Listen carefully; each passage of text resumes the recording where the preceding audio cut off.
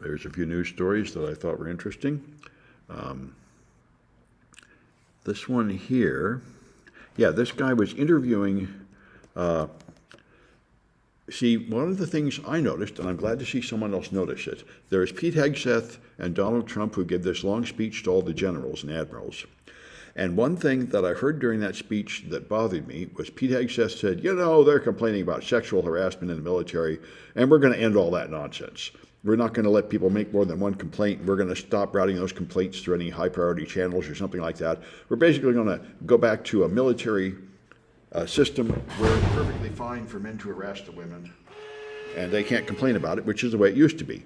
And so this is consistent with the Trump administration. I think almost everybody in his cabinet is proven to be a rapist and a molester, starting with Trump and going on down, carries cases against them.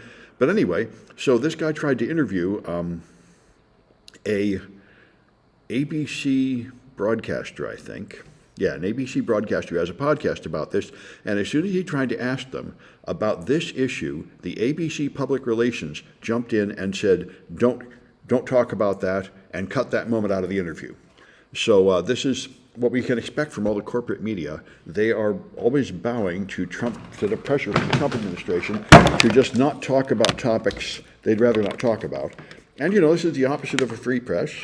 But, ABC, NBC, and CBS are all dying financially because nobody cares. Nobody in the younger generation watches them. I haven't had a television in 20 years.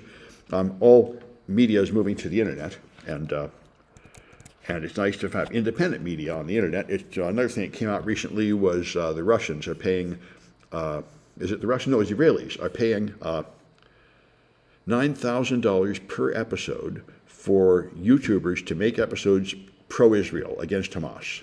So it's happening a lot.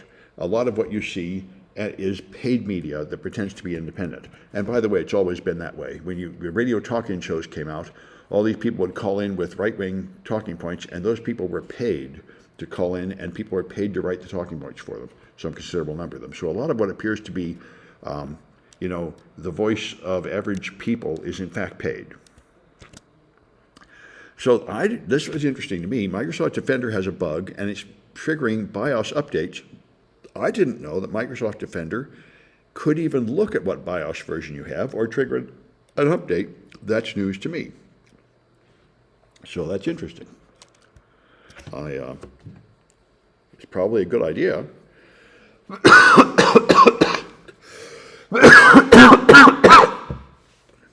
right. Yes, this nonsense. Probably have more of them.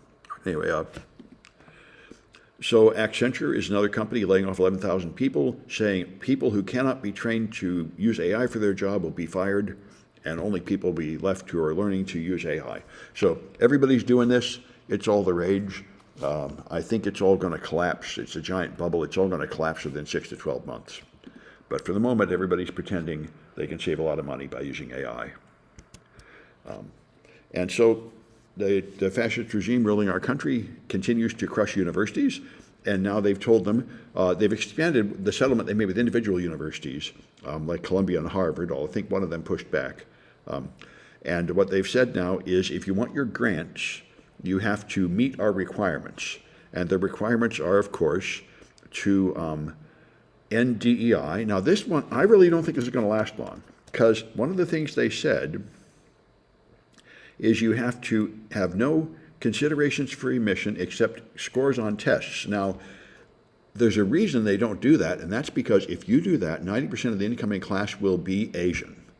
The Chinese are much ahead of everybody on passing the tests, and many colleges invented strange, bogus requirements, because what you'll have to do is throw out most of the white Americans if you base it on the score of the tests.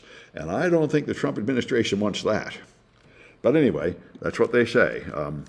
We'll see what comes of that. So Microsoft Outlook, I didn't know there was such a thing as inline SVG images. Scalable vector graphics are a type of image you can put on a web page, and I guess you can put it in an email. But anyway, they're stopping displaying them because they're almost never used legitimately, and they're used for attacks. So it sounds reasonable. Madison Square Gardens. I heard stories about this over the last couple of years. Madison Square Gardens is a huge entertainment complex in New York City. or you go to hear concerts and I guess sports teams and stuff. And now the owner is very concerned at limiting who goes there to make sure that none of his enemies will go there. And he apparently has a lot of enemies, and so he installed facial recognition everywhere, where even when thousands of people are coming in, it does facial recognition and it kicks them out. And anybody that has ever offended him in any way is kicked out. He has staff that's told to search through their financial history, so people that had a lawsuit against him like 5 years ago, all their lawyers and their whole family are now banned. And things like that. People are buying tickets, showing up at games, and then being thrown out by security for being on the enemies list. So this is interesting. I suppose it's legal. It's a private entertainment complex. It's not part of the government. I guess you can have any rules for who you let in your establishment you want, and maybe you can even run facial recognition, although I think you probably should tell people. But anyway, it certainly is something people should be aware of if they're going to go there. And this is interesting. Elon Musk has a walking robot, and other people have these humanoid robots.